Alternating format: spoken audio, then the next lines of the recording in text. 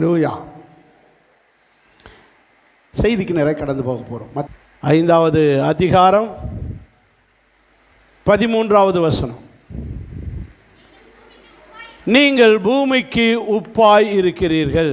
14ஆம் வசனம். நீங்கள் உலகத்துக்கு, இயேசுவானவர் தம்முடைய சீஷர்களை பார்த்து சொன்ன ஒரு வார்த்தை, நீங்கள் உலகத்துக்கு வெளிச்சமாக இருக்கிறீர்கள் என்று நேற்றைக்கு போன வாரத்தில் பார்த்தோம். உன்னில் உள்ள வெளிச்சம் இருளாகாதபடிக்கு எச்சரிக்கையாயிரு. எப்படியெல்லாம் இருளாகும் அப்படின்னு, வெளிச்சம்னா என்ன என்று பார்த்தோம். வெளிச்சம்னா என்ன, அது இருளாகிறது எப்படிலாம் ஆகும், இருளாகாமல் எப்படி இருக்கணுன்றதை பற்றியெல்லாம் பார்த்தோம். ஆமென், அல்லேலூயா. உன்னில் உள்ள வெளிச்சம், நீங்கள் உலகத்துக்கு யாராயிருங்கள், வெளிச்சமாக இருக்கிறீர்கள். இங்கே பார்க்கிறோம், இன்னைக்கு செய்தி, நீங்கள் பூமிக்கு உலகத்துக்கு உப்பாக இருக்கிறீர்கள். எல்லாருக்கும் தெரிஞ்ச பொருள் உப்பு. நீங்கள் பூமிக்கு உப்பாக இருக்கிறீர்கள். ஜெபம் பண்ணி தியானிப்போம். நல்ல பிதாவே, கிருபையுள்ள ஆண்டவரே, நல்ல வார்த்தைக்காக உமக்கு ஸ்தோத்திரம், நல்ல வசனத்துக்காக உமக்கு ஸ்தோத்திரம். நீங்கள் என்று எங்களை பார்த்து சொன்ன தெய்வமே, உப்பா இருங்கள் என்று சொன்னீர்கள். நாங்கள் இந்த வசனத்தை தியானிக்க போகிறோம். பரிசுத்த ஆவியானவர் எங்களை ஆட்கொண்டு எங்களை உருவாக்க ஜெபிக்கிறோம். நாங்கள் எப்படி உப்பாக இருக்கிறோம், எப்படிப்பட்ட உப்பாக இருக்கணும், எப்படி உப்பாக இருக்கணும் என்பதையெல்லாம் எங்களோடு பேசுவீராக. ஆண்டவரே உமக்கு ஸ்தோத்திரம். வசனத்தின்படி எங்களை ஆசீர்வதி. இயேசு கிறிஸ்துவின் நாமத்தில் பிதாவே, அல்லேலூயா. ஏசப்பா சொல்கிறாங்க, நீங்கள் பூமிக்கு உலகத்துக்கு உப்பு. உப்புனா என்ன? சால்ட். எல்லாரும் உப்பை பற்றி தெரிஞ்சிருப்பீங்க. எல்லாரும் உப்பு தான் யூஸ் பண்ணுறோம்.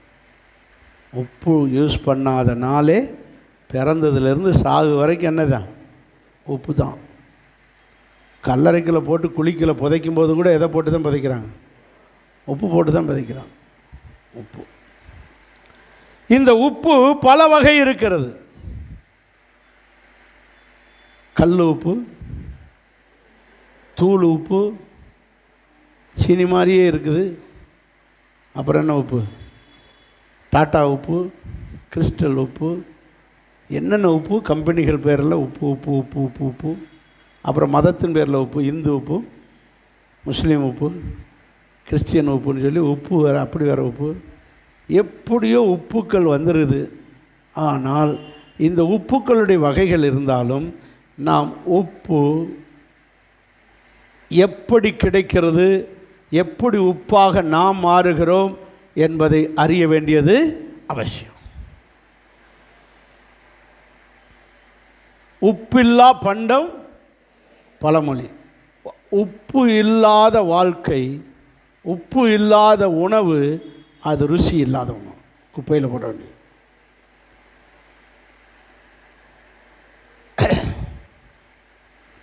ஒரு மனுஷனுக்கு உப்பு அவசியம். இஸ்ரேல் நாட்டில் கூட மத்திய தரை கடல் பகுதியிலே இந்த உப்பு விளைய வைக்கிறாங்க.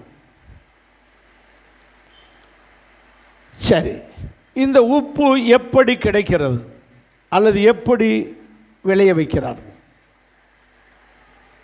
உப்பு கடல் நீரிலிருந்து கிடைக்கிறது. கடலே என்னதான்? உப்பு தான். கடல் தண்ணி, அவ்வளவு தண்ணி இருந்தாலும் அவ்வளோ தண்ணி என்னது? உப்பு தண்ணி தான். அவ்வளவு உப்பு தண்ணி. அவ்வளவு தண்ணியும் உப்பாக இருந்தாலும் அந்த கடலுக்குள்ளே கிடக்கிற மீன் உப்பு இல்லாமல் இருக்குது. அது உப்பாக இருக்கான்னா இல்லை. அது உப்பு தண்ணி தான் குடிக்குது, உப்பு தண்ணிக்குள்ளே தான் வாழுது, ஆனால் உப்பு இல்லை. இதுபோல் நாம் இந்த உலகத்தில் இருந்தாலும் உலகத்தன்மை நமக்குள்ளே வரவே, உலகத்துக்குள்ளே வாழ்கிறோம், உலகத்தை தான் பயன்படுத்துகிறோம், உலகத்தில் தான் இருக்கிறோம். ஆனாலும் உலகத்தினுடைய நேச்சர், அந்த உலக சுபாவங்கள் நமக்குள்ளே வரவே கூடாது. சரி, கடல் உப்பு தண்ணீர், கடல் தண்ணீர் உப்பு தண்ணீர். இந்த கடல் தண்ணீரில் இருந்து, கடலில் இருந்து தான் உப்பு எடுக்கப்படுகிறது. உப்பை பற்றி உங்களுக்கு சொல்லணும்னா எங்கே போகணும்? கடற்கரைக்கு தான் போகணும். இந்த கடற்கரையில் இருக்கிறவர்களுக்கு தான் உப்பை பற்றி நன்றாக தெரியும். எப்படி விளைய வைக்கிறார்கள், என்ன செய்ய, அவங்களுக்கு தான் தெரியும். எஸ்டேட்டில் இருக்கிறவங்களுக்கு போய் மலையில் இருக்கிறவங்க, ஊட்டி, கொடைக்கானல், ஏற்காடு இப்படி போன மலை பிரதேசத்தில் இருக்கிறவங்களுக்கு கடலில் உள்ள உப்பை பற்றி சொன்னால் அவங்களுக்கு தெரியாது. அவங்களுக்கு டீ எஸ்டேட்டு, டீ எப்படி கிடைக்குது, காப்பித்தூள் எப்படி கிடைக்குது, அதை பற்றி சொன்னால் அவங்களுக்கு ஈஸியாக புரியும். அதை பற்றி பிரசங்கம் பண்ணால் அவங்களுக்கு நல்லா தெரியும், ஈஸியாக புரிஞ்சுக்கிடுவாங்க. கடலில் உள்ள உப்பை பற்றி எப்படி கிடைக்குது என்னன்னு சொன்னால் அவங்களுக்கு ஏதோ சொல்லுவாங்க, நான் அவங்க கண்ணால் பார்க்காதனால அவ்வளோவா கிரகிக்க முடியாது. இப்போ கடற்கரையில் இருக்கிறவங்களுக்கு போய் டீ எப்படி தயாரிக்கிறாங்க, காப்பித்தூள் எப்படி தயாரிக்கிறாங்கன்னு சொன்னால் புரியுமா? புரியாது. இவங்களுக்கு உப்பை பற்றி தான் தெரியும். இப்போ நம்ம இருக்கோன்னா ரெண்டு கட்டான இருக்கோம்.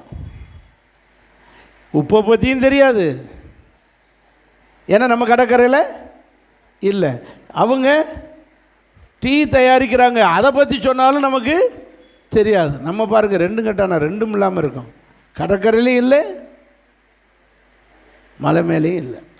ஆனாலும் ரெண்டையும் சரியாக அறிந்து உங்களுக்கு சொல்லப்படுகிறது.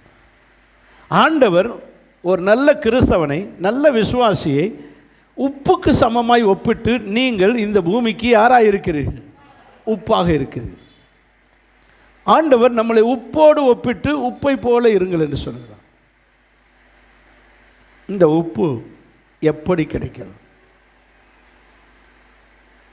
கடற்கரையிலே, கடற்கரை ஒட்டி சமதளமாக இருக்கக்கூடிய பகுதியிலே வயல் அளவுக்கு பாத்தி பாத்தியாக வயல் போல பாத்தி பாத்தியாக வரப்பு வச்சு உண்டாக்கி வைத்திருப்பார்கள். நான் சொல்கிறேன், நல்லா கவனிச்சுக்க. அதுக்கு பேர் உப்பளம். என்ன பேர்? உப்பளம். இந்த கடலை ஒட்டி அப்படியே சமதள பகுதி இருக்கும். அந்த சமதள பகுதியில் அப்படியே வயல் போல வரப்புகளை உண்டாக்கி அப்படி வச்சிருப்பாங்க. அநேக வயல்கள் போல பரப்பி பரப்பி வச்சிருப்பாங்க, வரப்பு போட்டு. இந்த வயல் போன்ற இந்த பகுதிக்கு அவர்கள் வச்சிருக்க பேர் உப்பளம். ஏன்னா இது உப்பு தயாரிக்கிற, உப்பு விளைய வைக்கிற ஒரு ஸ்தலம், அதில் உப்பளம். சரி, இதில் எப்படி உப்பு தயாரிக்கிறார்கள்? கடலிலிருந்து தண்ணீரை கொண்டு வருகிறார்கள். கடலிலிருந்து தண்ணீரை கொண்டு வந்து இந்த வயலுக்குள்ளே பாய்ச்சுகிறார். இந்த வயலுக்குள்ளே பாய்ச்சி முடித்த உடனே அந்த வாய்க்கால் அடைக்கப்படுகிறது. இப்பொழுது இங்கே உள்ள தண்ணி அங்கே போகாது, அங்கே உள்ள தண்ணி இங்கே வராது. கடல் தண்ணி உள்ளே வராது, இந்த தண்ணி அங்கே சுற்றி வரப்பு போட்டு அமைச்சிருவாங்க. அல்லையா சொல்லுங்க. கண்ணை மூடக்கூடாது. என்னை பாருங்கள், அசிங்கமாக இருந்தாலும் என்னை பாருங்கள், பிரசங்கத்தை கேளுங்க, நல்ல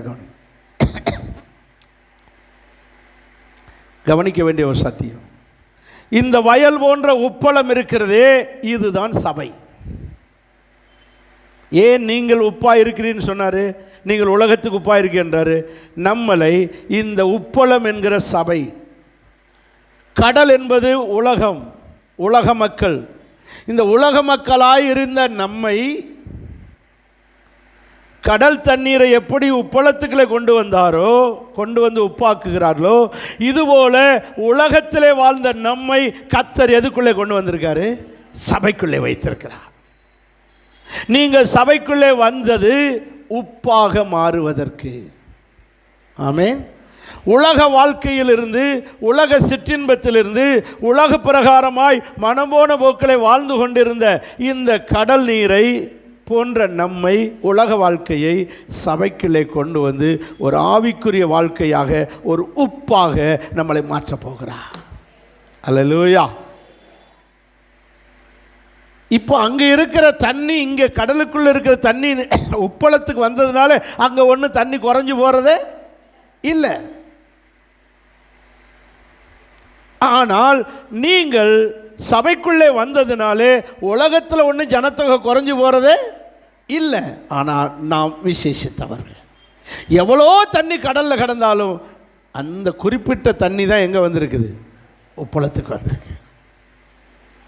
இங்கே வந்த பிறகு இந்த தண்ணி வெளியே போக விடாதபடி அந்த உப்பளத்துக்காரர், அந்த ஓனர் என்ன செய்வார்?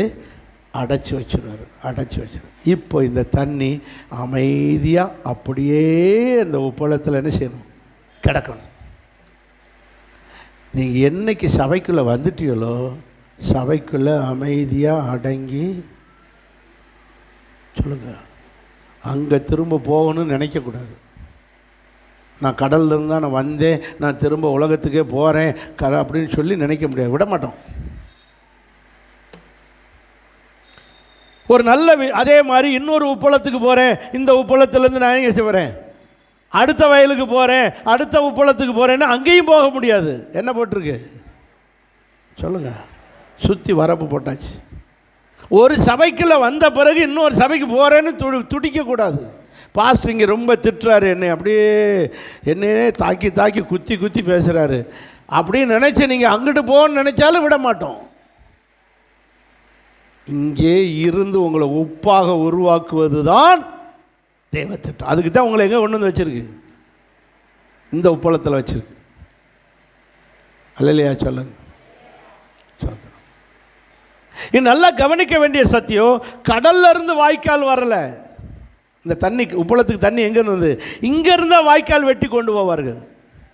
எங்கேருந்து? உப்பளத்துலேருந்து தான் வாய்க்கால் வெட்டி எங்கே கொண்டு போவாங்க? கடலுக்கு கொண்டு போவாங்க. வாய்க்கால் தான் இங்கேருந்து வெட்டப்படுமே ஒழிய தண்ணி அங்கேருந்து வரும். எத்தனை பேர் புரியுது? நீங்கள் இங்கே இப்போ சொன்னால் புரியாது, ஏன்னா நம்ம இங்கே கிடக்கோம், உப்பளத்தை பார்க்கல. எத்தனை பேர் இதுவரை பார்த்துருக்கீங்க? பரவாயில்லையே, ஓரளவு கையை தூக்குறீங்களே, அப்போ புரியும் பிரசங்கம். நீங்கள் நல்லா கவனிச்சேன்னா உப்பளத்திலேருந்து வாய்க்கால் வெட்டி கொண்டு போவார்களே ஒழிய, ஆனால் வாய்க்கால் தான் இங்கேருந்து போகும், ஆனால் தண்ணி அங்கேருந்து வரும். இதனுடைய அர்த்தம் என்ன? உலக மக்களை கொண்டு வருவ சபைக்கு கொண்டு வர்றதுக்கு இங்கேருந்து ஊழியம் துவங்கணும். ஆமென். சபையிலிருந்து ஊழியம் போகணும். விசுவாசிகள் தான் ஊழியம் செய்யணும். எங்கே போகணும்? கடலுக்குன்னா கடலுக்கு போயிடாது, உலகத்துக்கு போங்க, உலக மக்கள்கிட்ட போங்க. அவங்கள்ட்ட போய் நம்ம போய் ஆண்டவரை பற்றி சொல்ல வாய்க்காலாய் நீங்கள் இருங்கள். ஆமென். நீங்கள் வாய்க்காலாய் மாறும்போது அவர்களை நாம் சபைக்குள்ளே கொண்டு வருகிறோம். உப்பளம் என்ற சபைக்குள்ளே கொண்டு வரோம். இப்போது நாம் உப்பளமாய் இருக்கிறோம். தண்ணியை உள்ளே கொண்டு இருந்துச்சு, தண்ணியை ஃபுல்லாக அடைச்சாச்சு. அல்லேலூயா. இப்போ உப்பாக உண்டாக்கணும். எதை? இந்த தண்ணி என்ன செய்யணும்? உப்பாக மாற்றணும். என்ன செய்யணும்? முதல்ல இந்த தண்ணி அமைதியாக இருக்கணும். நீங்கள் ஒன்றுமே செய்ய வேண்டாம், அமைதியாக இருந்தாலே போதும். நீங்கள் யாராக மாறிடுவீங்க? சபைக்குள்ளே ஒழுங்காக அடங்கி இருந்தாலே போதும், யாராக மாறிடுவீங்க? அப்போ ஏன் தெரியுமா எப்படி மாறுகிறோம்? வாசிங்க மல்கியா புஸ்தகம் 4ஆம் அதிகாரம் 2ஆம் வசனம்.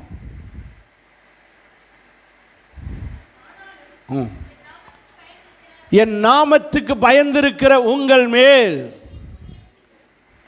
சொல்லுங்க, நீதியின் சூரியன் உதிக்கும். போதும். கர்த்தருக்கு பயந்து நடக்கிற உப்பளத்துக்குள்ள இருக்கிற உப்பு தண்ணீரை போல சபைக்குள் இருக்கிற உங்கள் மேல் நீதியின் சூரியனாகிய இயேசு வருவார். ஆமென். சபைக்கு இயேசு வருவார், வாரந்தோறும் வருவார், செபிக்கும் போதெல்லாம் வருவார். அந்த நீதியின் சூரியன் உதித்து அந்த வெளிச்சம் பட பட இந்த கடல் தண்ணீர், உப்பளத்துக்குள்ள கிடக்கிற தண்ணி ஆவியாகி அந்த தண்ணிக்குள்ளே இருக்கிற உப்புத்தன்மை வெளியே தெரிய ஆரம்பிச்சிடும். எத்தனை பேர் புரியுது? நல்லா புரியுங்களா? உப்பளத்துக்குள்ளே தண்ணி கிடக்கு, உப்பளத்துக்குள்ளே தண்ணி கிடக்கு. இந்த சூரியன் அதையும் பாருங்கள், கடற்கரை ஓரத்தில் பயங்கரமாக இருக்கும் வெயில், உரிச்சி எடுத்துடும் வெயில், அவ்வளோ வெயிலாக இருக்கும். நம்ம ஊர் வெயிலை விட கடற்கரைக்காரங்களுக்கு ரொம்ப வெயிலாக இருக்கும். அந்த வெயிலில் அந்த நீர், அந்த உப்பு தண்ணி என்ன ஆயிரும், ஆவி ஆகிக்கிட்டே இருக்கும். ஆவி ஆகி இந்த உப்பளத்துக்களை கிடக்கிற தண்ணி அப்படியே ஆவி ஆகி ஆகி தண்ணி போயிடும். அந்த தண்ணிக்குள்ளே இருக்கிற உப்பு தன்மை அப்படியே கிடக்கார. அப்படியே 2 நாள் கழித்து 4 நாள் கழித்து போய் பார்த்தா அந்த உப்பளத்தில் கொஞ்சம் கொஞ்சமாக வெள்ளை வெள்ளையாக தெரியும். அப்படின்னா என்ன வெளிப்பட ஆரம்பிச்சிருச்சு, உப்பு விளைய ஆரம்பிச்சிருச்சு. தண்ணி தான், உப்பு தண்ணி தான். ஆனால் இப்போ எது வருது, அந்த தண்ணிக்குள்ளே இருக்கிற உண்மையான தண்ணி ஆவியாகி போய் உப்பெல்லாம் வெளியே வர ஆரம்பிச்சு, மிதக்க ஆரம்பிச்சு. இதை பார்த்த உடனே என்ன செய்வோம், அந்த உப்பெல்லாம் கொஞ்சம் அடுத்த நாள் இன்னும் கொஞ்சம் கூடிக்கிட்டே இருக்கும், வெள்ளை வெள்ளையாக கூடும். இந்த பருத்தி தோட்டத்தில் பருத்தி பூத்த மாதிரி. உடனே என்ன செய்வாங்க, அதுக்குரிய கரண்டி வச்சுருப்பாங்க. ஆள் போய் என்ன செய்வாங்க, அந்த உப்பை பூரா ஒதுக்குவாங்க. ஒதுக்கி என்ன செய்வாங்க, ஒரு ஓரமாக அதுக்குள்ளே அந்த உப்பளத்துக்குள்ளே ஓரத்தில் ஒதுக்கி வச்சுட்டு அடுத்த நாள் பார்த்தா இந்த உப்பு கூடிக்கிட்டே இருக்கும். இந்த தண்ணி வத்த எது விலை கூடிக்கிட்டே இருக்கும், உப்பு. இதை பூரா ஒதுக்கி சேர்த்துக்கிட்டே இருப்பாங்க. இது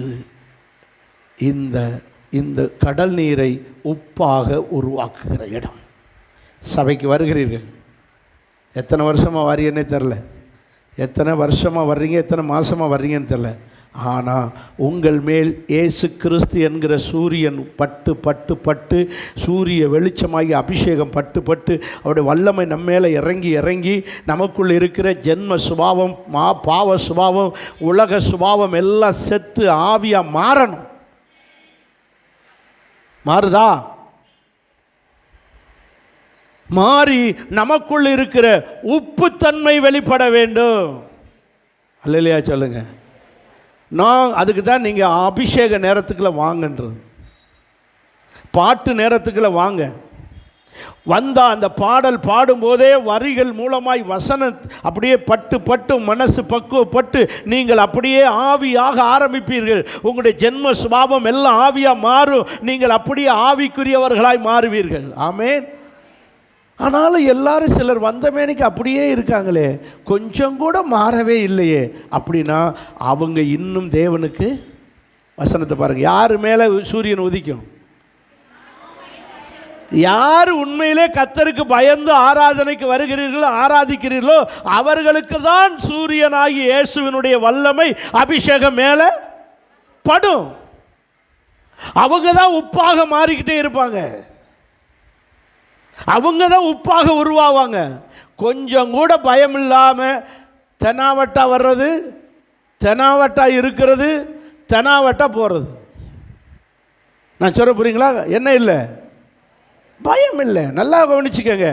எங்கே கடவுள் பயம் இருக்கோ அங்கே பாவம் குறையும். கடவுளுக்கு பயப்பட, நேற்றுக்கு வாஸ் கொடுத்து சொன்னேன், கடவுளுக்கு பயம் கூட கூட பாவம் குறைஞ்சிக்கிட்டே போயிடும்.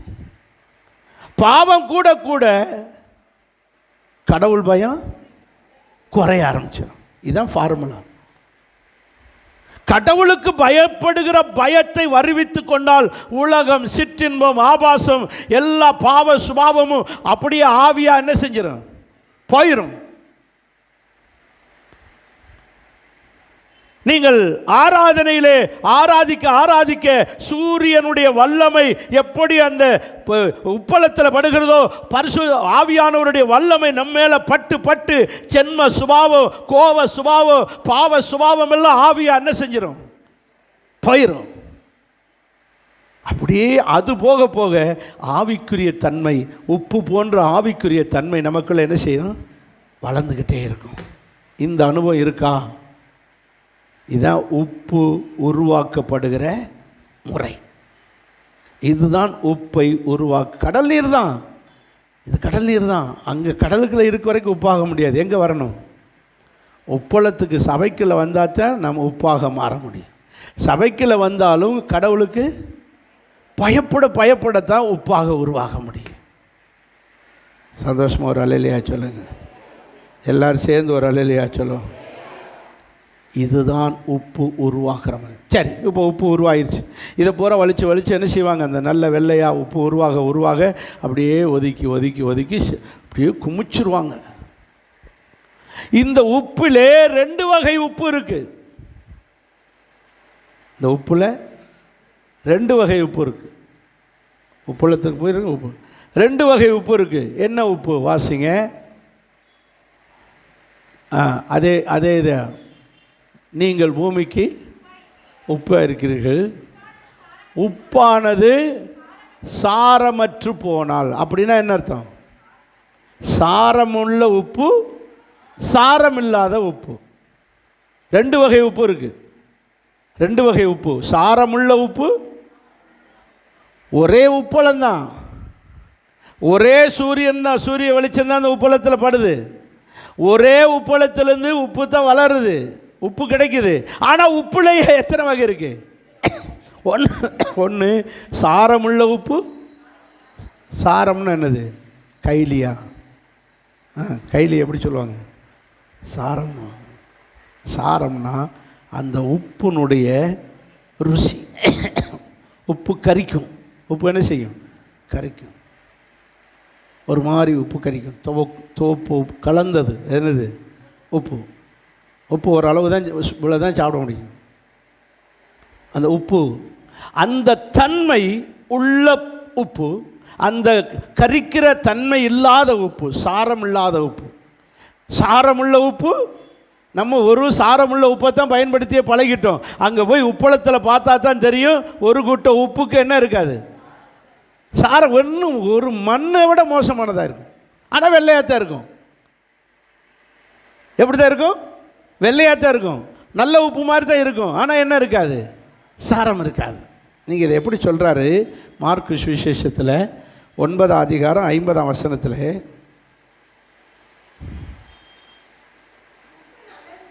நல்லதுதான், சாரம் இல்லாமல் போனால் அதை எதனாலே சாரமாக்க முடியும்? அப்படின்னா ஒன்ஸ் அதில் அந்த உப்புத்தன்மை, அந்த உப்பு கல்லில் உப்புத்தன்மை இல்லாவிட்டால், சாரம் இல்லாமல் போனால் அதை ஒன்றுமே, அதை எப்படி கண்டுபிடிக்கிறது? இங்கே நமக்கு நல்ல உப்பாக பயன்படுத்தி பழகிட்டோம், சாரமுள்ள உப்பா. அங்கே போனால் தான் தெரியும். 2 உப்பை எடுத்து என்ன செஞ்சு பார்ப்பாங்க? அந்த உப்பளத்துக்கார் வாயில் வச்சு பார்ப்பார். ஐயே ஒன்றுமே இல்லையே பூ அப்படின்ட்டு வந்துட்டு இதெல்லாம் ஓரமாக தள்ளுப்பா. அப்போ இதை எடுத்து வாயில் வச்சு பார்ப்பார். இதை எடுத்து வாயில் வச்சோன்னே நல்ல உப்பு கரிச்சோன்னா நல்ல உப்பு, இதை பூரா தனியாக ஒதுக்கு.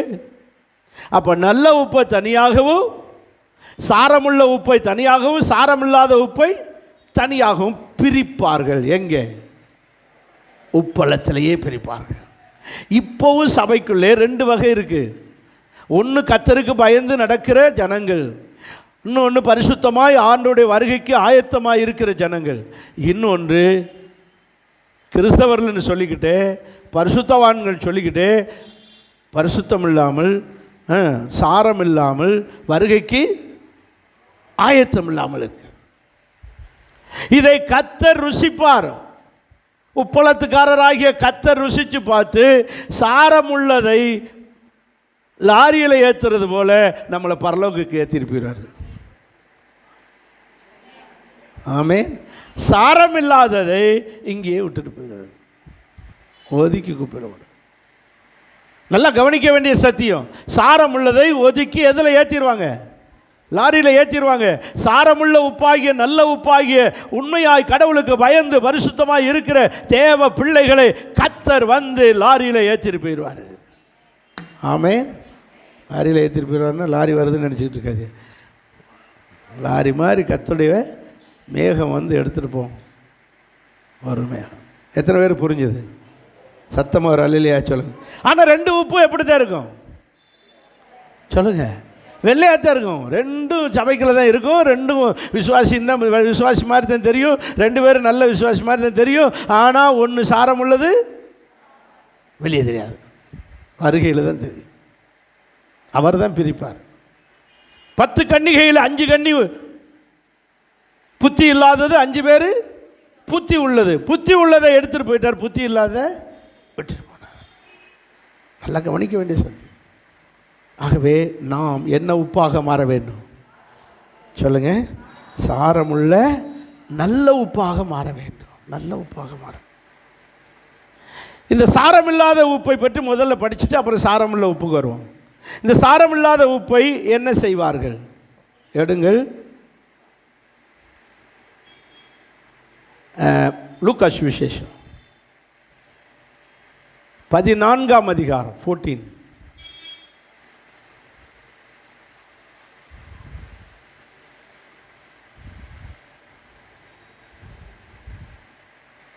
ம் 34 சொல்லுங்க. எது நல்லது?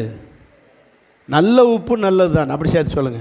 உப்பு, நல்ல உப்பு நல்லது தான். சாரமற்று போனால், கெட்ட உப்பாக இருந்தால், சாரமில்லாத உப்பாக இருந்தால் அதை மறுபடியும் யாரும் சாரமாக்கவே முடியாது. சொல்லுங்க. சாரமற்று போனால், நல்ல உப்பு நல்லதான், சாரமுள்ள உப்பு நல்லதான். சாரமில்லாத உப்பு நல்ல உப்பாக இல்லாததை மறுபடியும் நல்ல உப்பாக மாற்றவே முடியாது.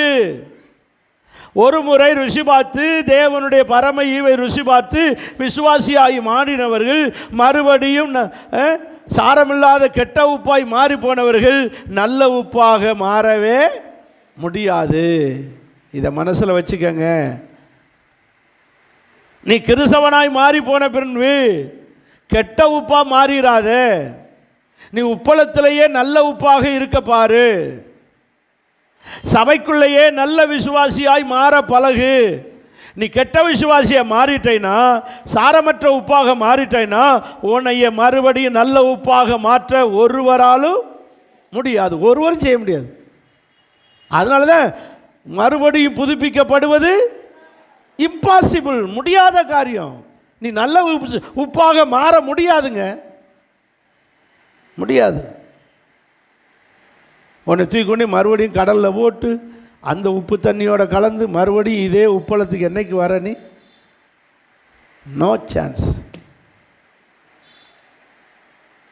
அதனால தான் சொல்கிறது, கிடைச்ச சான்ஸ். கிருபையாக நம்ம உப்பளத்துக்கு வந்துட்டோம். எங்கே? சபைக்கு வந்துட்டோம். இங்கே ஒழுங்காக வந்துட்டோம் சபைக்குள்ள.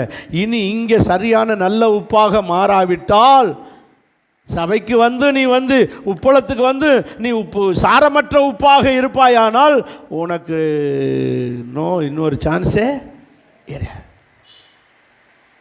ஒரு நல்ல விசுவாசி கவனமாக இருக்க வேண்டும். ஆண்டவர் கொடுத்த சுத்த கிருபை நாம் யாராக வந்திருக்கிறோம்? உப்பளத்துக்கு வந்திருக்கிறோம். நம்மளை கர்த்தர் ஒவ்வொரு வாரமும் உப்பாக என்ன செய்கிறார்? வித்தியாசமான செய்திகளை தந்து, வார்த்தைகளை தந்து நம்மளை உருவாக்கி கொண்டிருக்கிறார். உப்பாக சூரியனாகிய அபிஷேகம். அதே சொன்னேன், வாங்க காலையிலே ஆராதிங்க. அந்த சூரியன் பட்டு அந்த அந்த அந்த உப்பு உருவாகிறது போல் அபிஷேகம் பட்டு நம்மளை உருவாகும். எதுக்கு பாட்டுக்கு முதல் பாட்டுக்கே வர சொல்கிறோம்? இந்த முதல் பாட்டு 2 பாட்டு 3 பாட்டு பாடுறோம்ல, இந்த பாட்டில் உங்களுடையதான உலக கவலை, உலக பாரம், பிரச்சனை, கஷ்டம், நொந்து போயிருப்பிய வாயில் தோத்திரமே வர மனசு வராது. தோத்திரம் சொல்ல ஆசை இருக்கும், வாயில் தோத்திரமே. ஏன்னா மனசு இறுக்கமாக இருக்கும், மனசு கஷ்டமாக இருக்கும். நீங்கள் முதல் பாட்டு 2வது பாட்டிலே பாட உங்களுடைய மனசில் இருக்கிற இருக்க மாதிரி 3வது பாட்டு வரும்போது நீங்களே என்ன செய்ய ஆரம்பிச்சிருவீங்க? பாட. விவசாயம் பண்ணுறவர்களுக்கு நான் சொல்கிறது புரியும். ஒரு நிலம் எவ்வளவு கட்டியான நிலமாக இருந்தாலும் முதல்ல 2 உழுவாங்க. 2 தடவை உழுவு, 2வது தடவை உழுவாங்க. இப்படி திரும்ப உழுது 3வது உழுவும்போது அப்படியே அந்த தரை எப்படி ஆயிரும்? பொழுன்னு ஆயிரும்.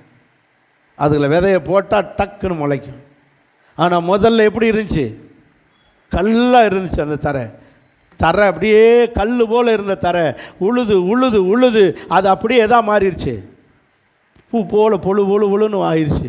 இதுபோல் உங்களை முதல் பாட்டு, 2வது பாட்டு, 3வது பாட்டு பாடி உங்கள் மனசில் இருக்கிற கடின தன்மைகளை எல்லாம் மாற்றி உங்கள் மனசை அப்படியே பூ போல் ஆக்கிரும். அதுக்கு பிறகு முழங்கால் போட்டு தோத்திரம் பண்ணுவோன்னு சொன்னால் ஆவியானவர் இறங்குவார், விதையை போடுவார், உங்களுக்குள்ளே வசனம் கிரியை செய்ய ஆரம்பிக்கும். ஆமென், அல்லேலூயா. இதுக்கு தான் பாட்டுக்கே வாங்கன்னா, பாட்டெல்லாம் முடிஞ்ச பிறகு உட்காந்து அந்த கல் மனசோடு உட்காந்து ஒரு வசனமும் வசனமாகிய விதை உள்ளே போகாமல் மேலே கிடக்கும். நீங்கள் ஜெப நேரத்துக்கு வராமல் நீங்கள் வசனம் கேட்டாலும் வசனம் கேட்பீங்க, உள்ளே போகும், ஆனால் ஒரு பலனும் கொடுக்காது, அப்படியே மேலே தான் கிடக்கும். வலி அருகே விழுந்த விதையை போல் அப்படியே மேலே கிடக்கும். அதை ஒரு பறவை வந்து தூக்கிட்டு போகிறது மாதிரி பறவை வந்து கொத்திட்டு போயிடும். ஸோ நீங்கள் முதல் பாட்டுக்கே வந்து முதல்ல அந்த பாடல் அபிஷேக நேரத்திலேயே நீங்கள் வந்து நீங்கள் நல்ல பக்குவப்பட வேண்டும். பக்குவப்பட்டு அப்படியே உப்பாக உருவாக வேண்டும். சூரியன் பட்டு பட்டு அபிஷேகம் பட்டு பட்டு வல்லமையுடைய வல்லமை பட்டு இறங்கி இறங்கி உங்களுடையதான சுபாவங்களை எல்லாம் சுட்டரித்து ஆவியாக்கி விட்டு உங்களை உருவாக்கணும். ஆமென். இப்படி உருவாயிட்டீங்கன்னா நீங்கள் ஒருபோதும் சாரமற்ற உப்பாக இருக்க போகிறதே இல்லை. அல்லேலூயா சொல்லுங்க பார்க்கலாம். நல்ல உப்பாக மாறிடுவீங்க. சாரமற்ற உப்பாய் இருக்கிறது என்ன செய்வார்கள்? வாசிங்க அந்த வசனத்தை.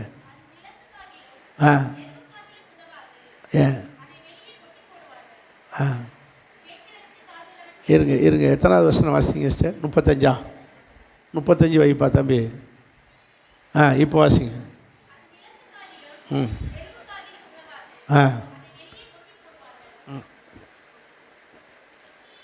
சொல்லுங்க. அந்த நிலத்து கூட உதவாது. எது சொல்லுங்க? சாரமற்ற உப்பு இருக்கு, அந்த நிலத்து கூட உதவாது. உன் குடும்பத்துக்கு கூட யூஸாக இருக்க மாட்டிய, பெத்த பிள்ளைகளுக்கு கூட பிரயோஜனமாக இருக்க மாட்டிய, ஒருத்தருக்கும் குடும்பத்துக்கும் பிரயோஜனமாக இருக்க மாட்டிய, சபைக்கும் பிரயோஜனமாக இருக்க மாட்டிய. யாரு யாரு? கண்ணை மூடி தூங்குறவர்கள். அல்லேலூயா சொல்லுங்க பார்க்கலாம். நான் எவ்வளவு அருமையாக இந்த வசனத்தை பிரித்து பிரித்து புட்டு சொல்லி கொடுத்தேன். சாரமற்ற உப்பு ஒருத்தருக்கு பிரயோஜனப்படாது. அதை எருவுக்கு கூட பயன்படுத்த மாட்டாங்க. மறுபடியும் ஏதாவது ஒரு வயல் நிலத்தில் கொண்டு உரத்துக்கு போடுவோன்னா கூட உதவாது. அப்படி என்றால் என்ன அர்த்தம்? சரியான உப்பாக உருவாக்கப்படாத சாரமற்ற விசுவாசிகள் ஒரு யூஸ். சபைக்கும் பிரயோஜனம் இல்லை, வீட்டுக்கும் பிரயோஜனம் இல்லை, ஊருக்கும் பிரயோஜனம் இல்லை, நாட்டுக்கும் பிரயோஜனம் இல்லை, ஒன்றுக்கும் பிரயோஜனப்படாது. அதை கொண்டு போய் என்ன செய்வார்கள்? வாசிங்க. வெளியே கொட்டி போடுவார்கள். வெளியினா எங்கே? வாசிங்க. மத்தேயு 5:13. வெளியிலனா எங்கே? மத்தேயு 5:13.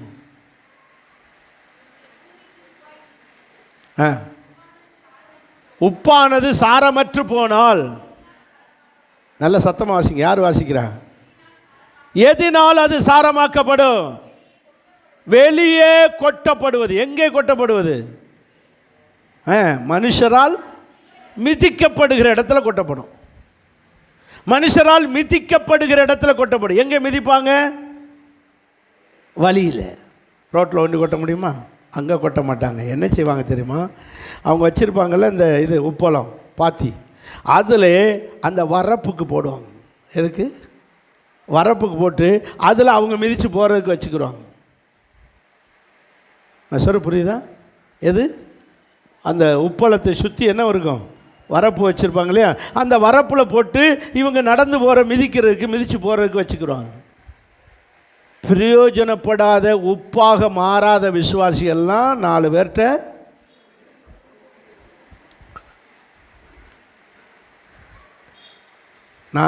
மிதி வாங்கத்தான் லைக். என் பொண்டாட்டி என்னை எத்துறா பாஸ்டர், என்னை மிதிக்கிறா பாஸ்டர். அவர்கிட்ட கேட்டேன், என்ன சிஸ்டர் பாவம் இல்லையா இந்த வயசான காலத்தில் அவரை போட்டு? நீங்கள் வேற பாஸ்டர், அவர் மிதித்ததை பார்த்தியலா?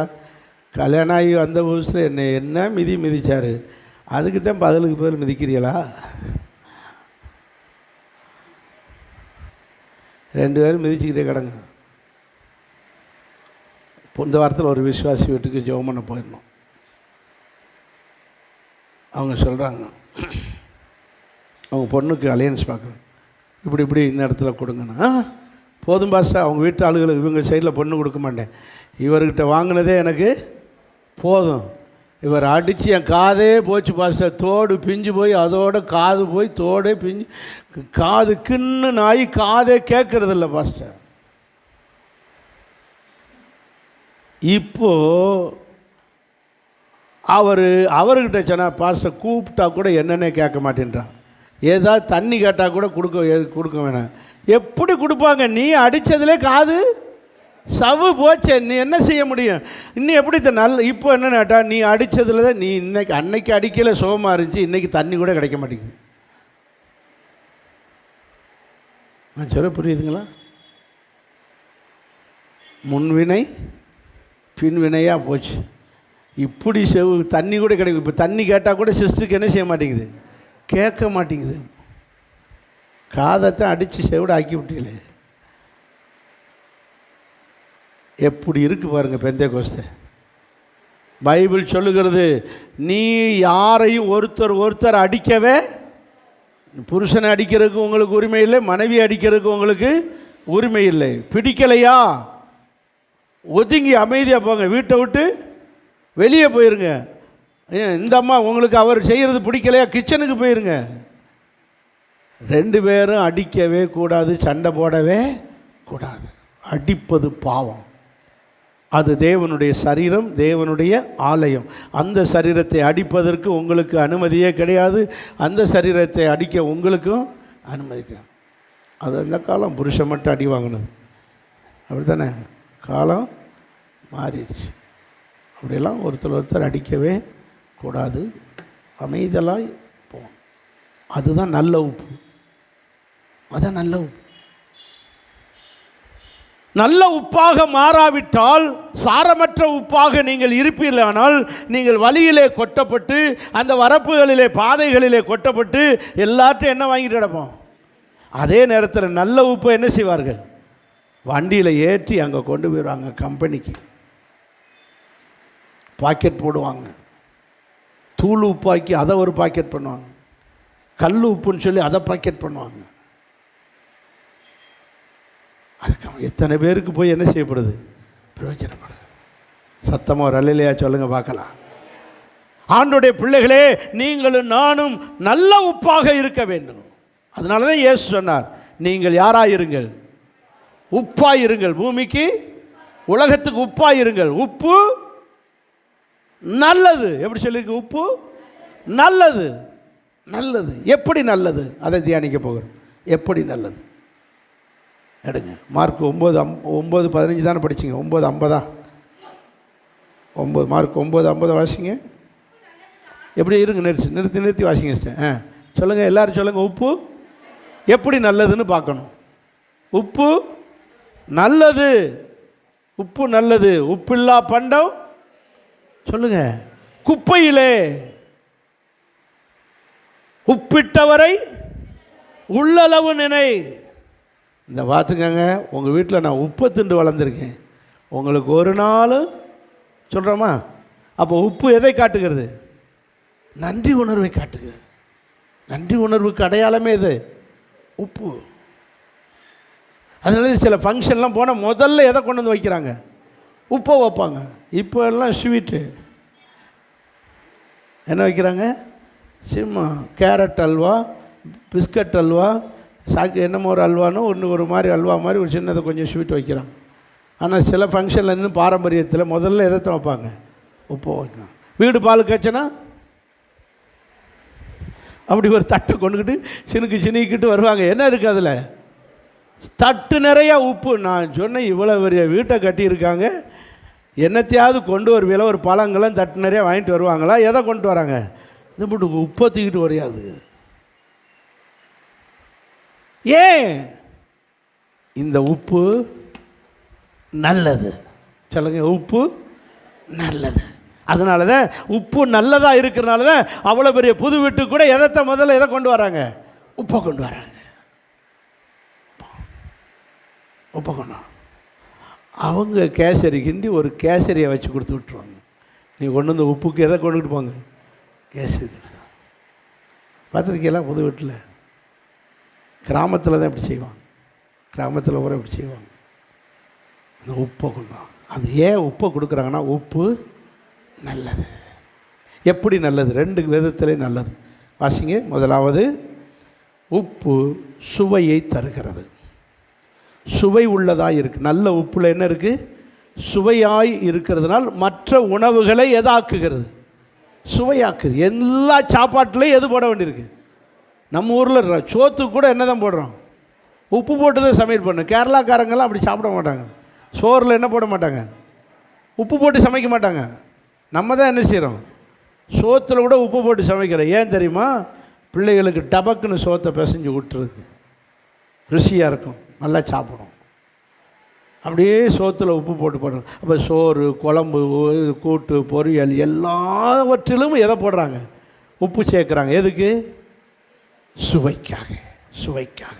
அப்போ ஒரு குழம்பு, ஒரு காரியம் சுவையாக இருக்கணும்னா என்ன சேர்க்கணும்? உப்பு நீங்கள் உப்பாக இருங்கள்னு சொன்னார் பற்றியெல்லாம். நல்ல உப்பாக இருங்க, சாரமுள்ள உப்பாக இருங்க. நீங்கள் மட்டும் நல்ல சாரமுள்ள உப்பாக இருந்துட்டோம்னா நம்ம யாரு கூட சேர்ந்தாலும் அவங்களுக்கு யாராயிருவோம்? சுவையாயிருவோம். அல்லையா சொல்லுங்கள். பிரசங்கத்தை கவனிச்சுட்டு வாங்க. அதுதான் தூங்கக்கூடாது. தூங்கி தூங்கி கேட்டால் இப்படி தப்பு தப்பாக சொல்லுவீங்க. அல்லையா சொல்லுங்கள். நல்ல உப்பாக நாம் இருக்கும்போது நாம் பழகிறவங்களுக்கெல்லாம் நம்ம யாராயிருவோம்? சுவையாயிருவோம். வேலை ஸ்தலமாக இருக்கும். வேலை ஸ்தலத்தில் கூட பாருங்கள், உங்களை கண்டாலே எல்லோரும் சந்தோஷப்படணும். சனியாக வருது பாரு, எங்கிட்ட ட்ரான்ஸ்ஃபர் வாங்கிட்டு போகுதுங்களா, நம்ம ஆஃபீஸை கெடுக்கவே, நம்ம ஸ்கூலை கெடுக்கவே இருக்குது. அப்படி நம்மளை கண்டு சாரமற்ற உப்பாக இருக்கக்கூடாது. நம்மளை கண்டாலே எல்லாருக்கும் யாராக இருக்கணும்? சொல்லுங்கள், சந்தோஷப்படணும், சுவையாக்கணும், அவர்களுக்கு ஆசீர்வாதமாக இருக்கணும், அவர்கள் வாழ்க்கையை இனிமையாக்கி கொடுக்கணும், அவங்களுக்கு ஒரு சந்தோஷமாக்கி கொடுக்கணும். அதை எப்படி சொல்கிறாரு தம்பி? அதை வாசிங்க. 9 கடைசி, அந்த 9 கடைசி பாருங்கள். 9:50 கடைசி. உப்பு நல்லது அப்படின்னு சொல்லிட்டு கடைசி வரியை வாசிங்க. ஒருவரோடு ஒருவர் சமாதானம் உள்ளவர்களாயிருங்கள். அப்போ நல்ல உப்பு, சொல்லுங்க, சாரமுள்ள நல்ல உப்பு அது ஏன் நல்லது அப்படின்னா மற்றவர்களுக்கு என்ன கொடுக்கும்? சமாதானம் கொடுக்கும். நீங்கள் உங்கள் குடும்பத்துக்கு உங்களால் சமாதானமா வேதனையா? உங்க குடும்பத்தை சமாதானம் உண்டாக்குகிற நபரா, இல்லை உங்க குடும்பத்தில் இருக்கிறவருடைய சமாதானத்தை கெடுக்கிற நபரா? சபையின் சமாதானத்தை கெடுக்கிற நபராக சிலர் இருக்காங்க. சில குடும்பத்தினுடைய சமாதானத்தை கெடுக்கிற நபராக இருக்கிறார்கள். நல்ல உப்பு, சாரமுள்ள உப்புனா அங்கே என்ன உண்டாக்குகிற நபராக இருப்பாங்க? சமாதானம். யோசித்து பாருங்க, சமாதானம். நீங்கள் சமாதானமாக இருக்கு. இந்த மனுஷன் குடிச்சுட்டு வர்றாரு. இந்த சிஸ்டர் சொல்லுது, உங்கள் அப்பா குடிச்சிட்டு வர்றாரா, யாரும் பேச்சு கொடுத்துடாதீடா, அமைதியாக இருங்கடா. அப்படின்னா அர்த்தம் என்ன? சமாதானத்தை கெடுக்கிற சாரமற்ற உப்பு வந்துகிட்டு இருக்கு. எல்லாரும் படு தூங்குற மாதிரி எல்லாம் தூங்கிருங்க, எல்லாம் பசங்க படுத்துருங்க, நிம்மதி போயிடும். நம்ம சமாதானத்தை கெடுக்கிற நபராக இருக்கக்கூடாது.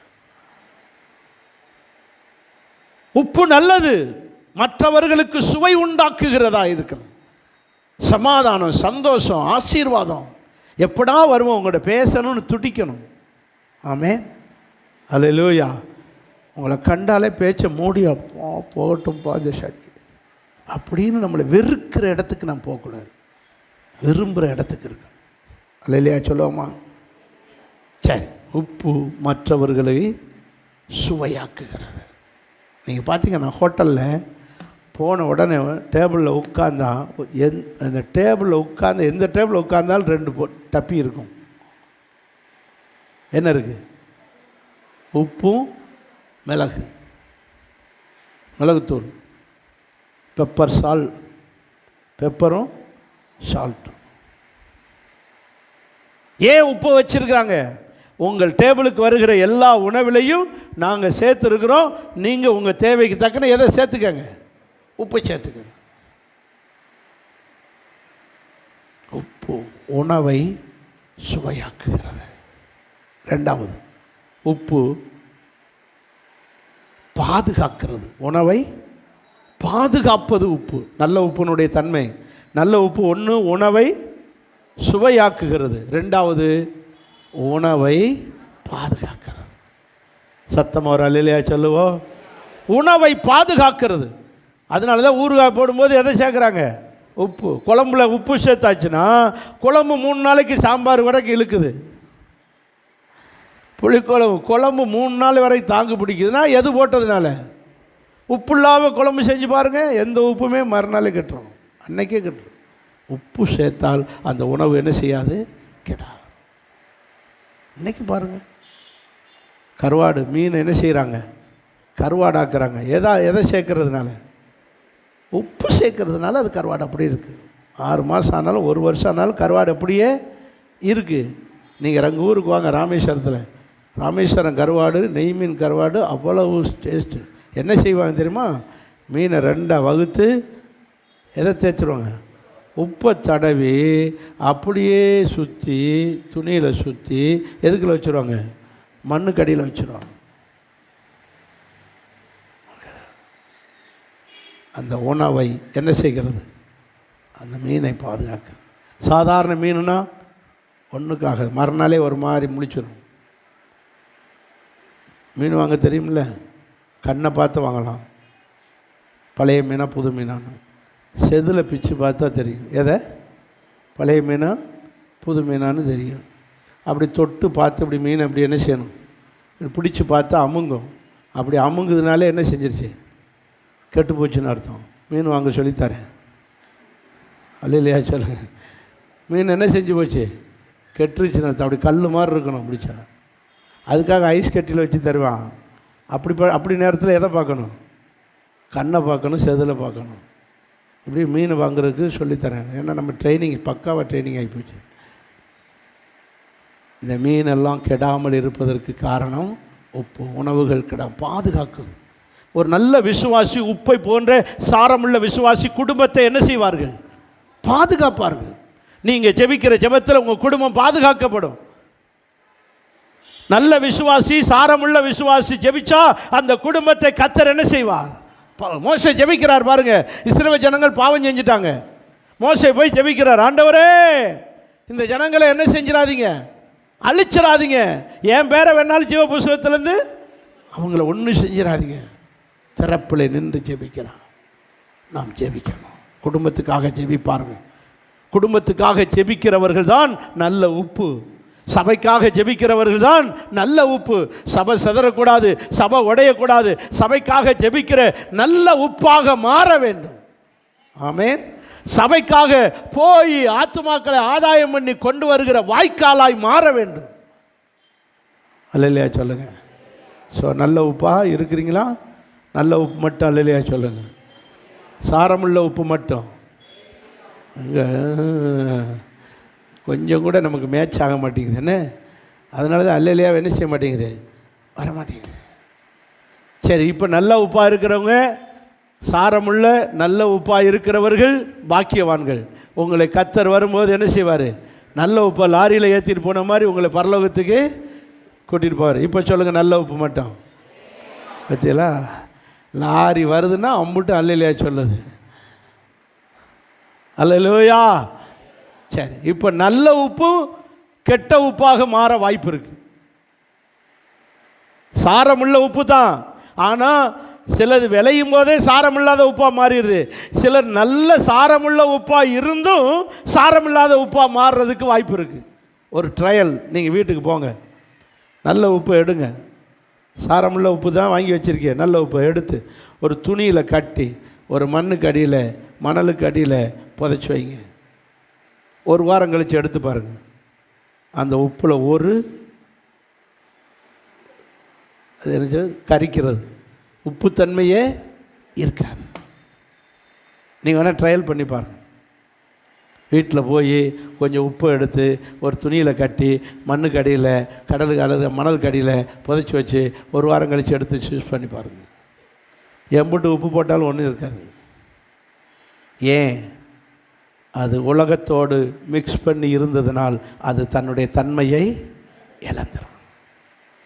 அப்படி என்றால் நல்ல உப்பாக இருக்கிற நீங்கள் உலகத்தாரோடு கலந்து, உலகத்தாரோடு பழகி, உலகத்தாரோடு மிக்ஸ் பண்ணி இருந்தால் நீங்கள் நல்ல தன்மையை இழந்து போவீர்கள். சத்தம் ஒரு அல்லேலூயா சொல்லுங்க. அது என்ன? அந்த சாரம்னா என்ன? வாசிங்க, கொலோசையர் இருக்கிறது நிறுவனம் 4ஆம் அதிகாரம் 6ஆம் வசனம். கொலோசையர் 4ஆம் அதிகாரம் 6ஆம் வசனம்.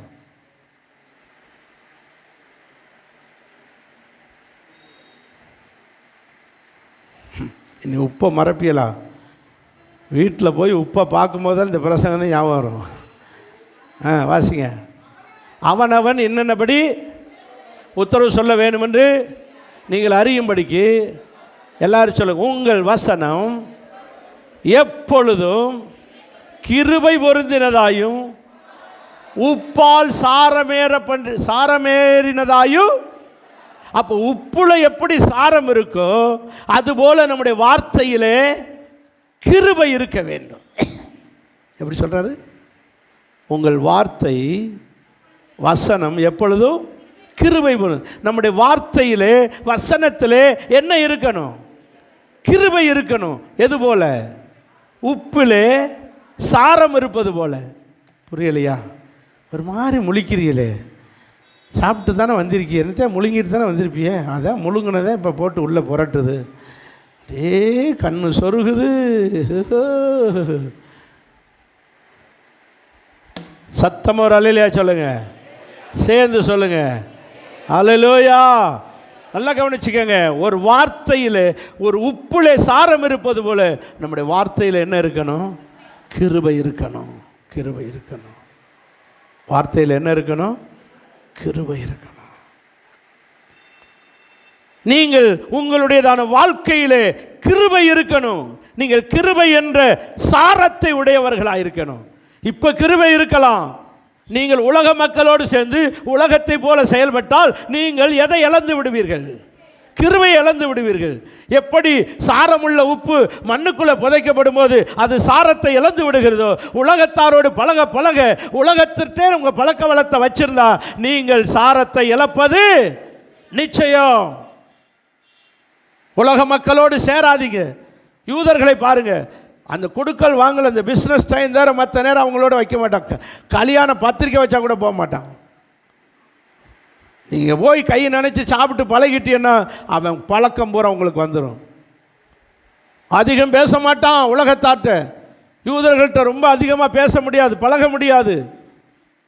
கரெக்டாக இருப்பாங்க. நம்ம தன்னுடைய பரிசுத்தத்தை காத்துக்கொள்ளுவதிலோ தன்னுடைய கிருபையை இழந்து விடாமல் காத்துக்கொள்ளுகிறதிலோ அவர்கள் கரெக்டாக இருப்பார்கள்.